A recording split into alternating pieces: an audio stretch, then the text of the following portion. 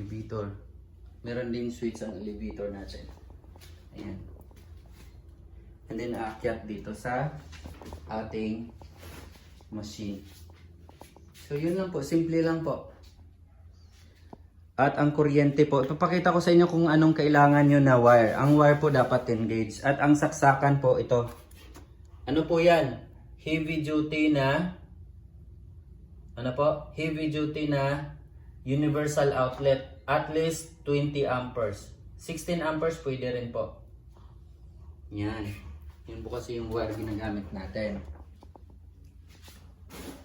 Dalawa po, dalawang outlet. Oh, malinis po.